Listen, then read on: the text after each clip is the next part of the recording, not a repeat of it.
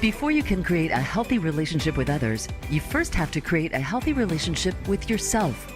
Welcome to Let's Talk About It with your host, Dr. Janie Lacy. Janie is a nationally respected psychotherapist, and on this show, she and her featured guests will help you discover and break patterns in your life that can contribute to self-sabotage and unhealthy relationships. Now, here is Dr. Janie Lacy.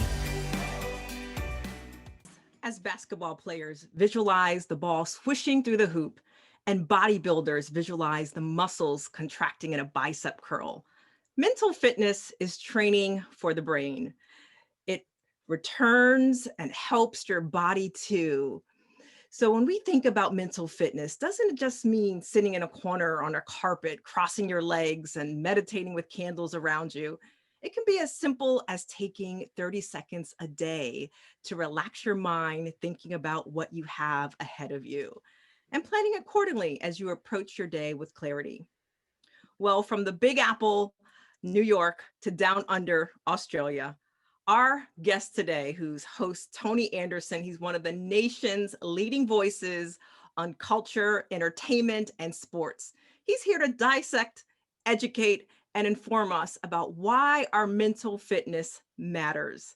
Tony is a host for Amazon Live and a former NBC correspondent. His television and media experiences have taken him across the globe to report on important and historical issues, between covering the stolen generations in Sydney, Australia, all the way to the Oscars in Los Angeles, California. Tony has interviewed countless notable figures in entertainment, as well as in the worlds of sports and politics, including Bono, Beyonce, Valerie Jarrett, Garth Brooks, and LeBron James. Well, it is my distinct pleasure to welcome to the show Tony Anderson, who is here to provide the key ingredients to add to your toolbox. He will help you perform at a higher level and encourage you to build the life that you want to live. So, Tony, you are quoted saying, "I believe we all have a story." And I'm fortunate enough to be invited into the homes daily via television and social media to tell those stories. So my first question for you is, what is Tony's story? Wow. Well, first of all, thank you for that intro. You got me blushing over here. And thank you for having me on the show. What is Tony Anderson's story? So I'll start where I'm from Philadelphia. You know, Philadelphia, born and raised on a playground is where I spend most of my days. Will Smith style. From Philadelphia, Pennsylvania, I attended a historically Black college and university, Dell State Hornets. And from there, I had a passion for television. A friend of mine, Omar, suggested I be on his campus TV show. And that's when I first got bit by the television bug. I graduated with a concentration in television production and broadcast journalism with a minor in theater. Attended a lot of NABJs, and I ended up getting my first job, through hook or crook at Channel One News. And then from there, I went to BET and Sports Illustrated and so on and so forth. And the recession of 2009, I believe it was, 10, around that era, it really made it so you had to have a side hustle. And I was always big into fitness.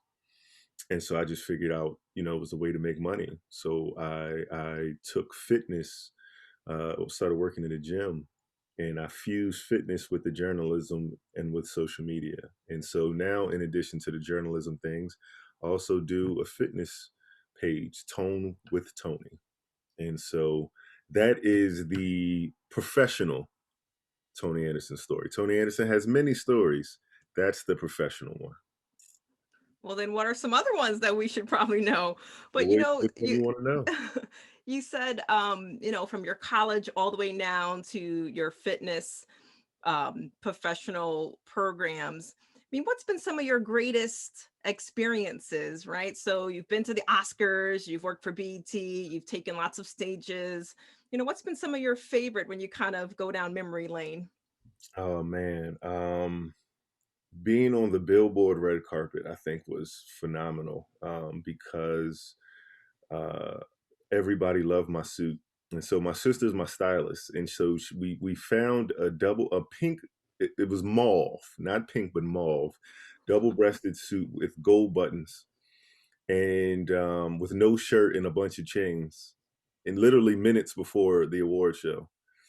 And I didn't know if I was going to be able to pull it off or not. And I did it, and it ended up being in GQ magazine. I was in Vogue magazine, all of the top fashion magazines, and like Ellen stopped me on the red carpet. A lot of the big people were just like, "Oh my God!" And then later on, I saw Terrence J and Dwayne Wade wearing the same thing, so that let me know, I was on the right path. Going to Australia for a month, learning about the stolen generation, learning about the history of the Aboriginal people and how they were massacred by a lot of the white Australians. And the stolen generation, which is essentially white Australians stole light-skinned Aboriginal kids and tried to breed the black out of them. They basically raised them as white Australians. And a lot of the racism, it was kind of like an apartheid thing going on in Australia. And so learning about the history of Australia and just how um, as a Black American, you don't necessarily know that there's a lot of things going on in other countries just as well. And so it was a 24-hour flight, interviewing DMX, whom I love and admire so much. I was with Kanye the night he said George Bush doesn't like Black people. Like, I was in the room and interviewed him as an intern. So yeah, I guess like those that I interviewed Beyonce, I rapped one-on-one with LeBron, and my dad got a chance to meet him and be out that way. So I think those are probably like the biggest. I interviewed Brandy and Monica, and they just had the verses and they posted it from the verses.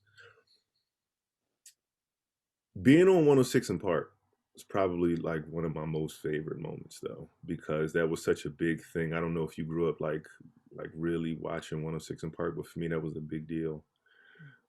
So watching 106 in Park, I had some lows too. I almost got into a fight with Hugh Jackman.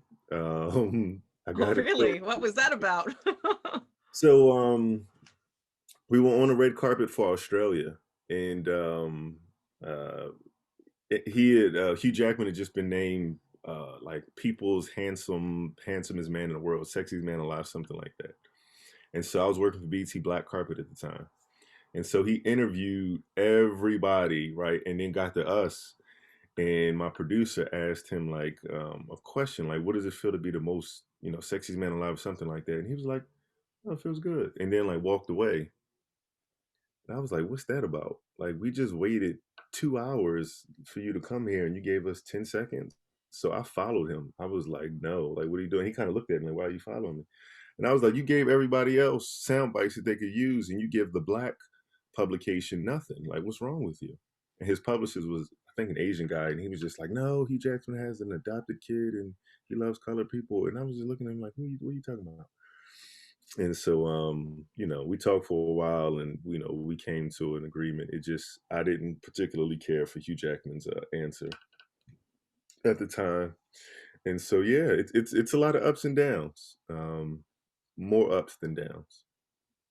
Well, you mentioned your sister being your stylist, so it doesn't take anyone long to look at your social media to know that you like modeling. How did that all come about in your professional career? So it's funny. My mother says uh, if they won't let you in through the door, go in through a window, right? Find a way in. And I think that is one of my biggest I guess tips is that there's always a way in. You just have to find it, and you have to be willing to stick with it long enough to get there. And so I always wanted to model. I love doing it. However, the actual modeling world was too weird for me. It was too many politics. And so with the advent of social media, which wasn't around when I was a teenager, right? It wasn't around when I was younger. It's a thing now.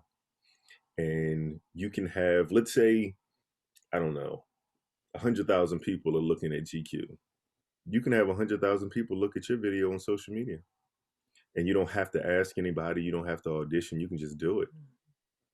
And so I literally just started doing it. There's a guy who lived in my building, and he was a photographer, and I just asked him to shoot me, and he was like, okay, and we just started shooting. Literally, that's all it was. Okay, so then there it is. So then you were once on the East Coast, and then what brought you to the West Coast? The weather. So actually there was a job. There was a show that I was considering. It was a pilot. And so there was some other things. When I first came out here, Nipsey Hussle had gotten murdered. So I covered Nipsey's death. Interviewed Valerie Jarrett, and I did some other interviews. The Billboard Awards was in Vegas, so I was just doing so much work here on the West Coast for BET that it was like I'm just gonna, move out here. And I moved from Philadelphia to New York, the New York area, and it was just so cold. It was just my bones was hurting, my soul was hurting, and so the job and the weather brought me out west. Yeah, I completely understand. I'm originally from New York, and Florida is home. So, But what is kind of going back to just the fitness. Let's look at mental fitness. So what does mental fitness mean to you? Oh, so mental fitness is, I believe in balance, right? Physical, mental, spiritual. My mother suffers from bipolar disorder. And so I really realized, at a young age, just how important your mental health is, right? It's paramount. And, when you really sit and think about it, right? You go to the doctor. If I ask you right now, like, how often do you get your teeth cleaned? At least once a year. How often do you get your body looked at? How often do you get your physical, right? At least once a year. How often do you get your brain checked? Like, if I ask you right now, how often do you get somebody to look at your brain health? Like, they'll test your eyesight, they'll Mhm. do your teeth, they'll do everything else. But when do we look at how's your mental health? How's your brain with all of the trauma, particularly as people with color, particularly for women, particularly for lower income people, for whatever, or just being American? How often do we say, okay, these are the things that we went through. How how is that health, that mental health? And we don't. And so for me, I started seeing a therapist, and I just realized that it's imperative that we check up on our mental health and that we check up on our spirit, how we're doing. This was something that I felt was important pre-Rona. It's something that is absolutely important now with in the midst of a deadly pandemic. So being that you've done some inner work yourself, when you think about like tips that you can share that have helped you and your clients stay positive and forward focused, especially through all the events of 2020 political. I mean, we went through so much last year. I mean, what are some things that you can share with the audience? Oh, well, for me, what's helped me, I'll say I still struggle. I think what helps me though is having a therapist, somebody that you can build with and bond with. I have a black man therapist, and so I believe that everybody should. I believe it's actually good to have a team. I think sometimes it's good to have a black woman therapist as a black man because then you can hear the opposite, or yeah, the opposite gender, the opposite sex perspective. I think that it's good to have a black male perspective as a black male because they can understand some of the things that you've gone through. And I think the same thing for women. Um, Having a therapist, having somebody to talk to, eliminating toxic people out of your life is key. If there's anybody on social media or that I just engage with on a day to day that's not good for my mental health, I try to eliminate it. I actually deleted Clubhouse for a while because it was just toxic. Hmm. So eliminating things don't that aren't good for your mental health, that don't serve your purpose, um, eliminate bad habits, going to sleep late, eating poorly, anything that doesn't help you is hurting you. So eliminating those things, setting boundaries. We love our family. You can get rid of your friends. You really shouldn't get rid of family. However, you can set a boundary and say, I love you. You're my family. However, one thing my mom does is she has a limit. So when she's around certain people in the family, they get a 2 hour limit. And then she's like, okay. Because in her mind, she's timed it where after 2 hours, they start to annoy each other. And so she set a time boundary. So setting boundaries is obviously working out, it releases endorphins, and so working out is big for me. So and forgiving yourself. I think we beat ourselves up a lot. Hmm. Hmm. You have to be able to forgive yourself and learn to live with not being perfect. We're all flawed. You don't want to keep making the same mistakes though. So not beating yourself up and learning from those mistakes and trying to improve every single day. Um, and I guess the last thing that I'll say is being okay with not being okay. Right? Like there are very few people who are okay. Even rich people are being impacted by COVID and what's going on right now. Right. So it's okay with not being okay.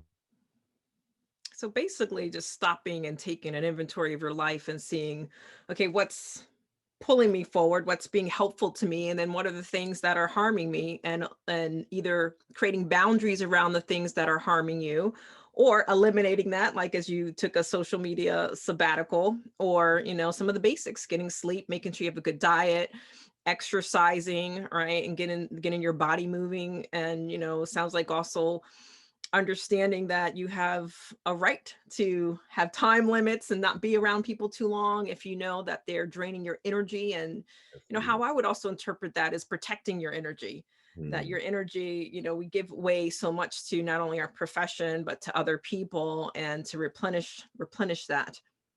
It's interesting that you say that, right? Our energy is really all we have, right? Like our energy is our life force. When you no longer have energy, you expire. Think about how many, like, I like to do exercises, right? I go back and I think about how much energy you've spent arguing with people who just don't get it.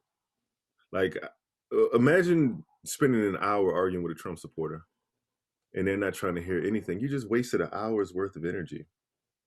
Um, Another thing that I like to do is practice gratitude. I just thought about that as you were talking. I trained a guy, his name is Ken. He's a burn victim when he was 3 years old. He's burned over 90% of his body. And he still he lost his right leg, the use of his fingers. Hmm.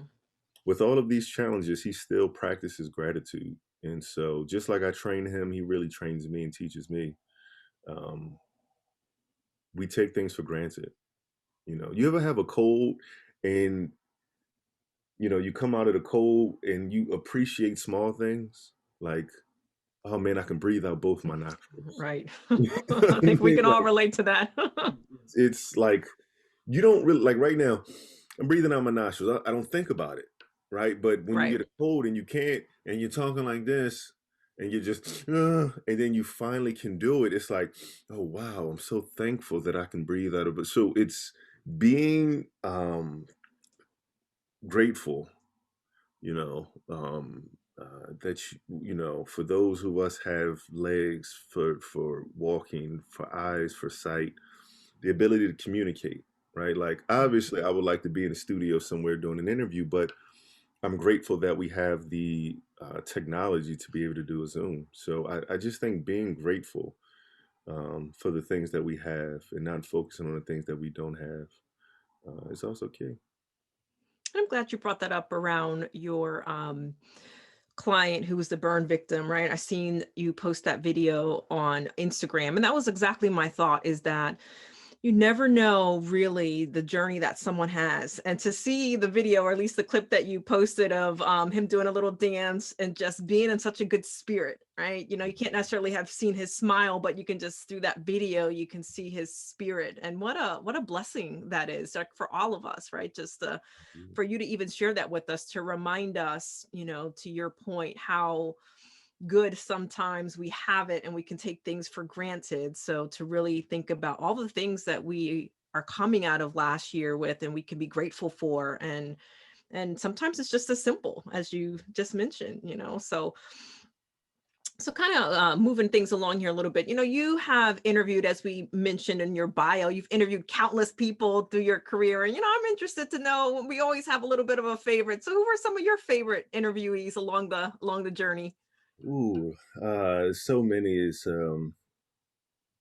I'd say DMX is my favorite because DMX just his music kind of got me through a lot of rough times as a kid. My favorite artist of all time is Tupac, and Tupac died when I was young. And so to me, meeting DMX, and I love that he remembered me. And he was just like, yo, what's up with the dog? And like he really talked like that, and um he actually invited me to smoke weed with him. It was kind of crazy. It was a whole big thing. I was like 20 years old, like 19. And I don't smoke weed. I don't really drink. I don't have those vices, but it was DMX. So it was like, okay. Having an experience with DMX was phenomenal. Kanye West, because I was around Kanye. Kanye was actually really kind to me. And so what's going on with Kanye now? I don't know. But when I interviewed Kanye, he was extremely kind. He was, definitely arrogant, but he still had a politeness to him that you know I wish people would see. So I don't know what's going on with MAGA hat Kanye, but George Bush doesn't like black people. Kanye was something special. Um, who's another favorite? Brandy has such a one of the things that I learned from Brandy that I love is I watched Brandy do Entertainment Tonight, and she worked her way down to it was just some guy with a camera. Like he literally just had his camera right here and was doing an interview. You could tell this was going on YouTube and 10 people was going to see it. She gave the same energy for that guy that she did Entertainment Tonight. And so I've seen some celebrities who do whatever they do for the big publications and then they get to the smaller people and just don't care or just won't do it. She didn't. She was a consummate professional. And so I think Brandy was really dope. Seeing Brandy interact with Ray J, I never got a chance to see Michael and Janet. Um, and so I'm obviously not like comparing them to Michael and Janet. I'm just saying like I never really got a chance to see my favorite celebrities as a kid as siblings. So seeing Brandy and Ray J together and just how much they love one another, and we are in a celebrity-based society where we put celebrities on a pedestal.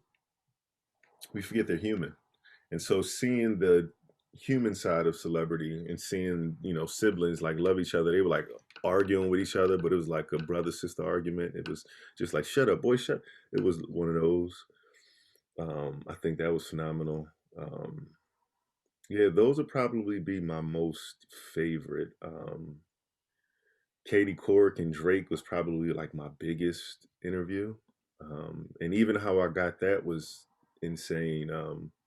I was supposed to just be interviewing Drake about his interview with Katie Couric, but Drake ran late, and I wasn't supposed to be on the air. This was my first week at BET, by the way.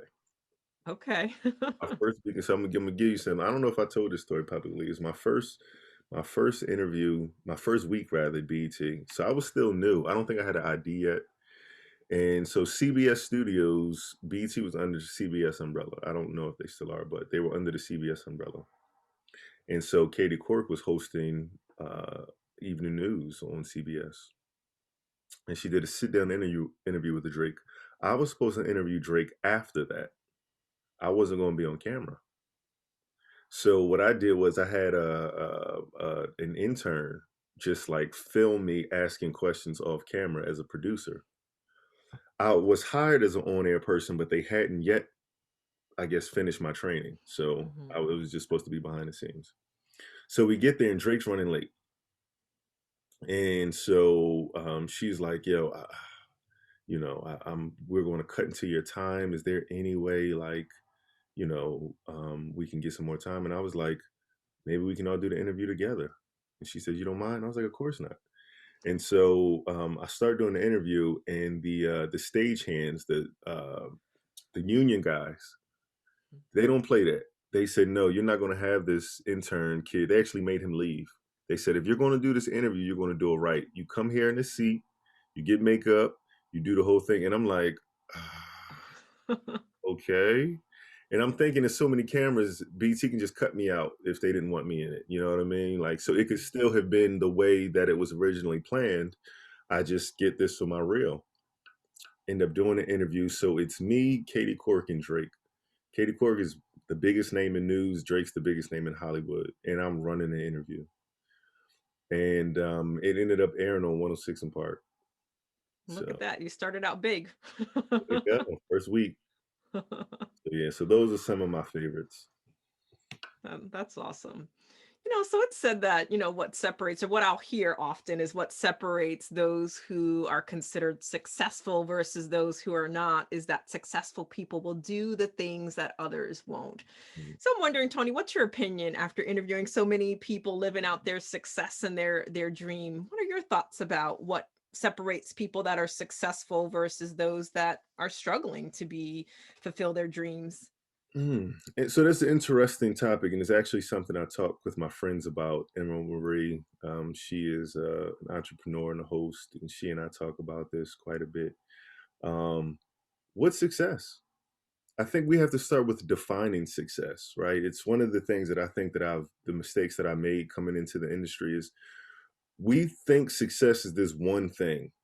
It's being rich, it's being famous, it's a lot of people knowing your name, it's being on the red carpet. And for some people, that's not necessarily success. For some people, success is just being in the game for 20, I almost have 20 years in the industry. For some people, that's success right then and there. Um, uh, for some people, success is just waking up every day, doing things that they want to do on their own terms, right? Like doing interviews on YouTube. I started at NBC national, right? I didn't start local. Most of the times you start local and you work your way up to national. I started national. And so for me, it was hard to go back to independent, to doing YouTube, to doing things like that, because I had started on a level, but I just realized, like, is this really success? What is success to me? And so for me, I've defined my success a little bit differently. And success to me is being able to wake up every day and to do what it is that I want to do, right? To be able to have the opportunity. That doesn't mean it's going to go my way. Mhm. That means I get the opportunity to say, okay, I want the chance to interview DMX, and I don't have to ask anybody but DMX. I want to work out with Ray J. I want to do a cooking show with Rachel Roy or Rachel Ray, or both of them, and I don't have to ask anybody. So to me, that's success. To go back to the story that I just told you with the Drake thing, I didn't know BT was going to air it. And so while it was a successful interview to me, it actually happened. I still was nervous and unsure if it was actually going to happen. Well, now I have a platform. It's called It's Only Entertainment, where I do interviews. And so I don't need to ask anybody. I just do it on my own. So that is success to me, is freedom to do what you love to do without anybody else having their little greedy palms in it. I have my own platform with my guy Jeff, and I do things on my own time. Which is a good point, right? Because people define success differently. And then when people get to a place of where they think success may lie, they may find that the goalpost gets moved.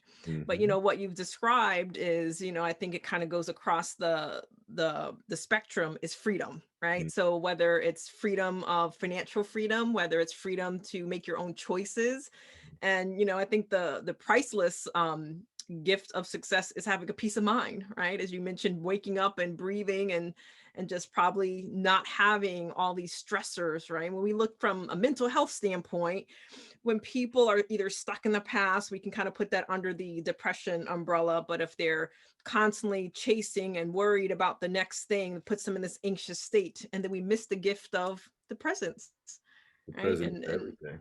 I think, and I'll say, I just want to add one more thing to that. I agree with everything that you just said. The present is a present. What I was just say is, people don't realize when you're on a show, the producer's telling you what to do, the director's telling you what to do, the studio's telling you what to do. You don't really have as much freedom as you think. And so being able to have your own freedom is key. so having your own freedom is key. And what defines success? And I think as we wrap up and get ready to go to our commercial break, that's something that I would encourage our viewers and listeners to think about. Like, what is success to you?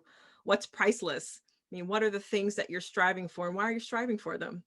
So we are here with Tony Anderson, who is a jack of all trades, is what I will call him, and sharing some of his behind the scenes experiences through his 20 years in the entertainment career. And we will be right back after this commercial break, and he's going to help us with our mental fitness. Are you often attracted to unavailable partners? Feel like you can't stay but can't leave a toxic relationship? Obsessed with thinking about a current or former lover?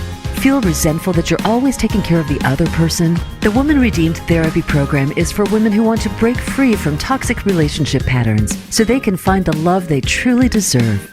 This program is a safe, nurturing environment essential for building self-worth and acquiring the tools to work through challenges and create your best self. We invite you to begin the journey today to start building the new you. Call 407-622-1770 or visit lifecounseling.solutions.com. That's lifecounseling.solutions.com. Welcome back to Let's Talk About It with Janie Lacy. We have our guest today, Tony Anderson, who is helping us get our mental fitness right.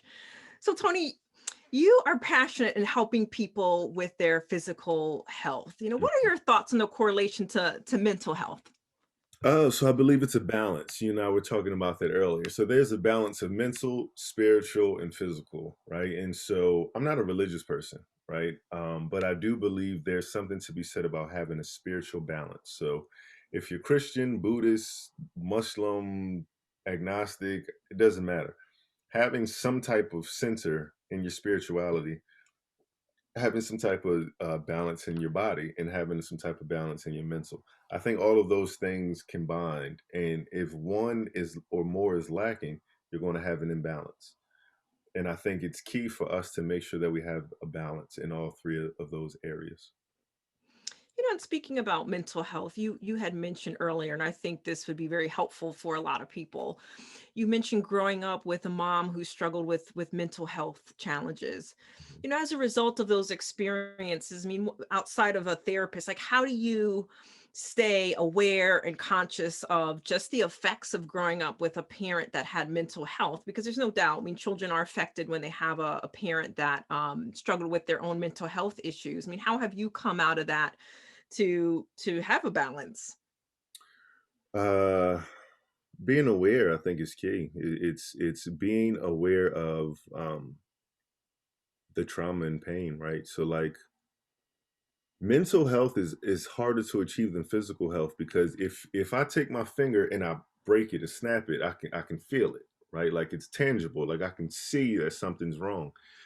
If you're inflicted in your mental space, there's no physical telltale signs. Like somebody may look and see something's not right, but you don't know. And I think being aware of the fact that these things cause issues, right? Like everything causes an issue, some more than others.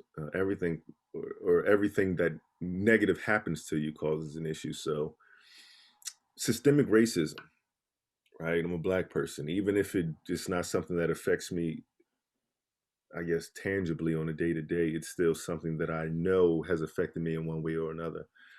Um, and then there are things that are actual, like daily, that has happened to me, or things that have actually happened to me in my life, right? Like um, uh, directly. And so just knowing that these things are there, and knowing that although I'm not able to see them, I know that they're there. I have to work to unpack them. And so I read a lot on mental health. And again, I see a therapist once a week, just to make sure that I'm balanced. And it's an ongoing process. As I said, I still struggle with it, to this day. I work in a very difficult field. And as you know, it's highly competitive. This is a very cutthroat dog eat dog world. And there are so many more challenges that have arisen that people didn't have before, right? Like if you were a celebrity, there wasn't cell phones. Like the worst you had to worry about was like Wendy Williams trying to expose you or something like that. But now everybody has a camera phone. Everybody's a reporter. So not only do you have to worry about that, you also have to worry about now a lot of TikTok things are coming up, and it's great because it gives people a new platform, but it's just a vast amount of content out there. So how do you get paid for it now? We have bills. So I just think being aware of the fact that there are so many stressors out there, and once you're aware, it's now taking the steps to heal. And we talked about that: forgiving yourself, going to therapy, reading, and eliminating toxic people. So I would imagine when you're working with your clients on their physical well-being, if you pick up something, whether it's their energy or something that they say, I would imagine you make these recommendations because you have a heightened awareness around mental health. Absolutely. Well, we start with, and I actually learned this from a guy that I started working with in LA. I forget the brother's name, but he has asthma and now he runs marathons. You kind of like pick things from people as you matriculate through life. And he has asthma. He's a boxer trainer and he runs marathons. So he's big on controlling breath. So do it with me. Come on, let's take a deep breath. See, it's just so before we start, we just take deep breaths and we Mhm. smile, right? Like there's a trail here, Culver City Stairs, and it's a very steep hill. And after we do it, he makes you smile. He will make you smile. Mhm. And so there's a psychology that when you're working out, when you smile, it gives you more energy. It's kind of weird, but it works. And so these are the things that I implement. So at the start and end of my sessions, we breathe and we smile. And there's a lot of science behind it, exactly what you said. When we are teaching, when it comes to the healing space, there's three pillars. There's the, and you've mentioned them in different ways. There's the mindset, and then there's the inner child work, right? Having an awareness of the things that have shaped us and the pain points that may have happened in our childhood or along the way that we have to heal from, and then our physical body, right? Because trauma is also stored in our body, right? And I would imagine that you can see this with some of your clients. Sometimes people hold stress and tension in certain parts of their body, or the different senses. If someone had a trauma around a Christmas tree, every time they smell that Christmas tree, it can spark that memory.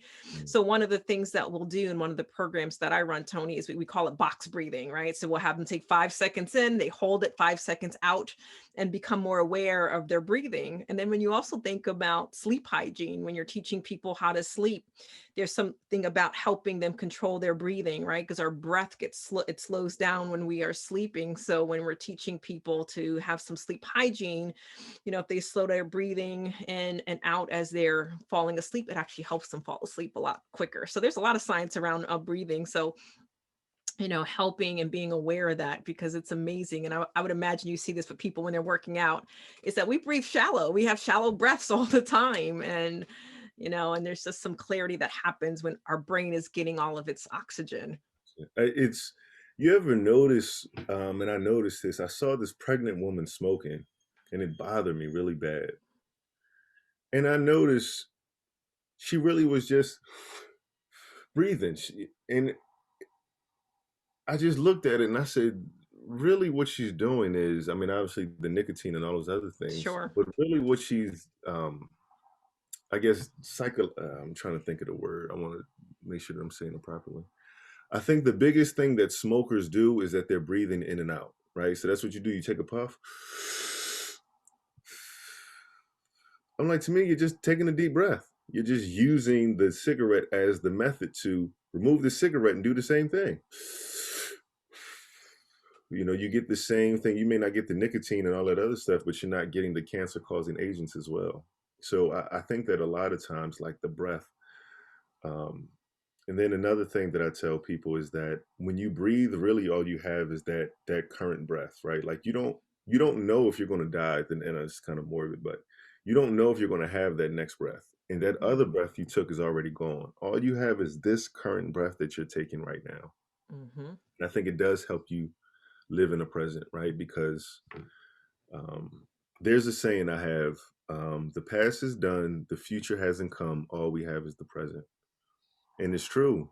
I don't know if you've ever had things. Do you ever have something that you worry about that hasn't happened and then it doesn't come to fruition? But you're worried Absolutely. about it, but it hasn't happened.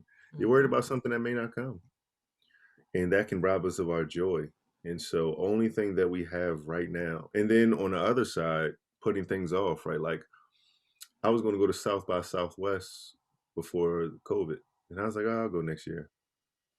And there may not be another South by Southwest. I mean, not like how it was. And Right. so I should have just, instead of looking for tomorrow, just enjoy that moment. So I'm just learning more about being very present in the moment. Yeah, I think a lot of us can reflect on 2020. Just we all had a major timeout and it kind of just slowed everything down and made us really think about collectively what's most important, our health, and financial wellness to a certain degree and our relationships, right? There's lots of people that didn't have other people that they can rely on, like single moms that didn't have people to help them with their children or no one to help them get food to their places. So I think there were some things that we, to your point, we weren't able to fulfill last year, but it also kind of gave us a clear perspective, but probably not the 2020 vision we were all expecting to have. No, not me, definitely. So Tony, in one of your IG posts, you discussed a coping mechanism that caught my eye and for quarantine fatigue, and you talked about it being fitness, kind of going back to your business. I mean, what are some of your tips for someone that doesn't feel comfortable going to the gym and wants to get started on working out at home? I know for me, I like to go to the gym. I like to race. I'm running a Savage race this weekend. So that environment, just the music, being around other people kind of keeps me accountable. So I know for me, I'm one of those people that it was hard to work out at home, but so I started getting outside and running a lot more. But what would be your tips for people that still feel uncomfortable going back to the gym that they can do to take care of their fitness at home? So the first thing they can do is follow Tone with Tony, my Instagram. Sure. But no, so in all seriousness though, creating a community, right? Like I always say, you are the average of the 5 people you hang around, right? Like you won't see 4 millionaires hanging out with a homeless person, and you won't see 4 homeless people hanging out with a millionaire. It just doesn't happen. And so if you want to begin to get more into fitness, follow more fitness people. And they don't have to just be famous fitness people. It could just be people who are just 4,000, 5,000 followers who are on a fitness journey. Excuse me. And create a fitness group. And you guys keep each other accountable. My guy, his name's Sydney, Isaac Kiwi, Start Go Move is his thing. He and I, my other guy, Vernon, we keep each other accountable. And so, these are when I see them work out, if I'm tired and don't feel like doing it, um, they'll keep me motivated, right? Because we need motivation a lot of times. And so, the other point though, having your space, right? Like I don't know if you guys can see it, but like this is my workspace, like with my laptops, with my see got like my mouse and stuff. Like this is my workspace. Being at home, I wasn't really productive because I was working out on the couch, watching TV. Create a workout space. Get you a yoga mat, don't let people in it. Get you a little weights from Walmart, don't have to be expensive. Get you a yoga mat, just get you your space, right? And so when you do that now, once you enter that, it's like you're entering the gym. And it's not facing the TV, this is your own space. And the next big thing, and I'm a huge, huge proponent of, is music. Making sure that you have the music. Um, One of my clients, she loves Kaytranada. I didn't know who that was, but I noticed I would put the music on that I wanted to hear, that I would assume she liked. She's a black woman, so I had Beyonce, I had Rihanna. It just wasn't her thing. And when she put Kaytranada on, she just started moving and grooving a lot more. So creating a playlist with the music that gets you where you need to be. Could be Anita Baker, could be Patti LaBelle, whatever you're into. Having the music that you like and that you enjoy, um, I think to me that's crucial. Or it could be Kumo D. You taking it back now with Kumo D. I go to work. That's right. That's right. So then with that being said, since you brought up, tell us a little bit about your, because a lot of people pivoted and now there is virtual training and personal training. Tell us a little bit about that. I haven't done that personally. I'm back in the gym. But for those that may need that accountability, what is that like to do fitness training through virtual? Well, it's with anything, I think it has pros and cons, right? And so the the cons, and I'll start with the cons. The cons are obviously we are as humans adapted to be social creatures. We like touch. You don't really realize how much we touch until like COVID when you couldn't touch, right? Handshakes, hugs, stretching. We're just very touchy people. Mhm. Um, there's no touch. There's no being able to physically, tangibly touch and see what's going on as a trainer, right? Where I can just correct you with my hands if you're not doing something properly. I'm not able to take the weight and physically put it in a certain place. So, I mean, that creates some challenges. You're not able to physically feel my energy. But with that being said, though, there are also some pros, and the pros are we could be anywhere. I have clients in Philadelphia and I'm here in Los Angeles. I have clients in New York and I'm here in LA. Mhm. And so, you can do it just, where are you right now? I'm in Orlando. You're in I'm Orlando. I'm in LA, and look, That's we're right. still right here. So, I mean, it has in live in real time. And so it gives us, it's a challenging, but it gives us the space now where we can do whatever we need to do wherever. So I could go on vacation and take an hour out of my day and still train a client, so it does help. Um, I think for me, what I've done is I have a package set up where my clients will have bands, weights, whatever the case is, and I'll have them order it. And so they have the same things that I have. And so, when I do a certain exercise, they do a certain exercise. And a lot of things that I do are body weight centric, push ups, sit ups, dips, calisthenics, whatever, what have you. So a lot of things you don't even, especially at the beginning, you don't even need weights for. So it's challenging, it's different. However, it's absolutely needed. And I also think for Black people in particular, it's really good to have a side hustle, And so for me, it's fitness, right? But um, if you are a therapist, right? Like my therapist, we talk over the phone or we'll do a Zoom, right? So just because you're a therapist now, COVID shouldn't stop you. You should be able to, in fact, now you can reach more people than you reached before because we've normalized Zooms. Um, if you teach people how to do microblading, if you do whatever, I don't know, I'm just throwing things out there, but there's so many different side hustles. Um, I think Warren Buffett says you want 6 to 7 streams of income. I don't Mhm. know how feasible 6 to 7 is, but if you can have at least more than one, if one stops, you have something else. So taking a hobby, whatever your hobby is, and making it um, profitable is key. Yep, absolutely. One of my mentors, his name is Paul Brunson. Not sure if you're familiar with him, but he agrees with that philosophy about having 7 streams of income. And he even goes a step further that each should represent about 20% of your income. So if one goes away, that your lifestyle won't be disrupted, right? To kind of diversify, so to speak. But you're absolutely right. There are a lot of benefits with doing virtual training, right? There's options. So if someone doesn't necessarily like the options in town, they can call Tony in LA, right? So it opens up different options in that. I saw and it kind of reminded me of the thought process, this new commercial that I saw where it was a mirror, where you order a mirror at home, and it kind of Right. reminds me that's pretty much what virtual training is, right? You can use yourself as the mirror for your clients. So very, very cool. But a couple things I want to get into the life and times and the mind of Tony as we start to wrap up in our last 10 minutes. But what are some of your greatest pain points that have contributed to you walking out your own purpose? A lot of people find their purpose, not always, but from places of pain, right? So I have a program called Women Redeem, and that program is birthed out of the legacy of my sister's murder, leaving a toxic relationship, right? So we have these things along the way that shape us and who we are and our story. So what's some of Tony's pain points? Oh wow, this is a very interesting question. I think a lot of people are scared to share their pain. And it's something that if you would have asked me years ago, I may not have been able to. Uh, I think now I'm in a different space, so I can answer. I would say first, rejection. There's a lot of rejection. A lot of rejection. You have to eat 1,000 no's before you get a yes in this industry, Mm, and it's very painful because you'll start to self doubt. Most people will. Like, am I good enough? Can I make it? Why am I doing this?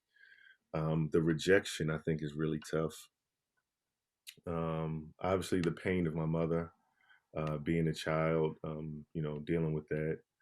Um, being a black man in America, right? Like we're looked at as second class citizens. And I've been profiled by police, I don't know how many times. Um, I think those things, and that's just some of them.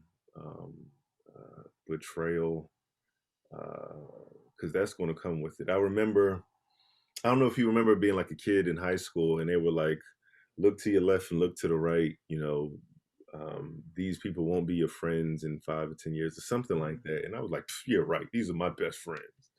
And then as you get older, they aren't really your friends anymore. And people aren't necessarily your friends based on circumstances. So, particularly in television and in certain fields, right? Anything where there's high stakes and there's a lot of money, um, those friendships are tested, and those friendships get tested really quickly. And oftentimes they fold. And so, losing friendships, I think all of those things sort of shape not knowing.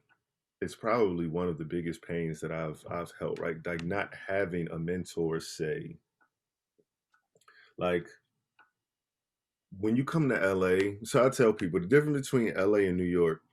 New York tells you you're not going to make it. Don't come here, go back home, because this is not the place for you. It's going to be too hard for you. Leave. So you at least know, okay, I got a fight on my hands. Mm-hmm. When you come to LA, they're like, oh no, you'll make it. Come on out to LA. You're going to be a Hollywood star. Oh yeah, the streets are lined with you. And then you get here and it is nothing like, so your guard is down. Mm-hmm. And so I didn't necessarily have people who were able to tell me these things. And so you learn the hard way. And it's just like, oh, ouch. And then you learn. And I think particularly for Black people, and it could be this way in other cultures, I don't know, but for us, I don't feel like we have that shared information and shared knowledge where one person goes through it and it's like, I'm going to pass this on so nobody else has to go through this. It's like we don't get a chance to learn from others' mistakes. So I guess those are some of mine. I don't know if that answered the question. But you brought up a word that stood out to me, and that was mentor. So who are Tony's mentors? Like, who do you look up to? Who do you learn from? Along the way. I'll give you a tip of mine. Some of my mentors are people who I've never met. What I did is I went on YouTube, and YouTube is such a vast resource. Mike Tyson, Keenan Ivory Wayans. There's others that I'm just not able to think of, but like Robert Greene wrote 40 Laws of Power. Like there are all these great resources on YouTube that you can tap into, and you never met these people, but they can give you um, knowledge. Excuse me. Rob Parker is one of my guys. He is a host on Undisputed. My guy Sydney, we work out with. He's one of the senior vice president at Atlantic. These are the people who I consider my friends / mentors. Okay, very interesting. And you're absolutely right. Like everyone, we have technology where we can read books, we can watch YouTube videos. I mean, we can go on social media and just glean a lot of different things from different people. But in our last 2 minutes, I want to ask you, Tony, if you can go back and speak to your 21-year-old self, what would you tell him, especially knowing everything that you know now? Oh man, this is a good question. I would tell 21-year-old Tony is actually something that we talked about earlier is define success on your own terms. Don't worry about what society tells you success is. Don't worry about um, materialistic things. Don't worry about all of that other stuff. Define success as what you want it to be, and don't allow anybody else to alter that. Don't put your trust in anybody else. Do it on your own, and be your own number one fan and love yourself. And Define one last success. thing, one last thing that I'll say, um, you are already successful. And that's the biggest thing. You are just the fact that you're taking this journey means you're a success. So just go on your path. So win, lose, or draw, you're a success already. You're already successful. You're okay just as you are. As you are. So what's next for Tony? What's next for Tony Anderson? What is next for Tony is this breath. Taking it day by day. I train my clients, and now I'm going to train myself. And I don't know, things are changing every day. Every day is something new, and so I don't know. I'm going to fulfill my path of success, and I'm not sure where that takes me. But you and I are connected on social media, so we'll definitely see what we have next together. Well, we certainly appreciate you opening the doors and the mind of Tony Anderson on the Let's Talk About It with Janie Lacy show. So we'll follow your journey. And how can people follow your journey? Where can they find you at? Indeed, they can follow me at Tony Anderson TV, which is my main page with like interviews and such. Tone with Tony is my fitness page where you guys can get the muscles and stuff. And I'm on Facebook, Twitter, the same handles. And so, yeah, if you just Google me, Tony Anderson TV, I'll come right up. Well, thank you, Tony. I want to end with a quote from Oprah. Oprah says, "The challenge of life I have found is to build a resume that doesn't simply tell a story about what you want to be, but it's a story about who you want to be." So until next time, this is your host, Dr. Janie Lacy.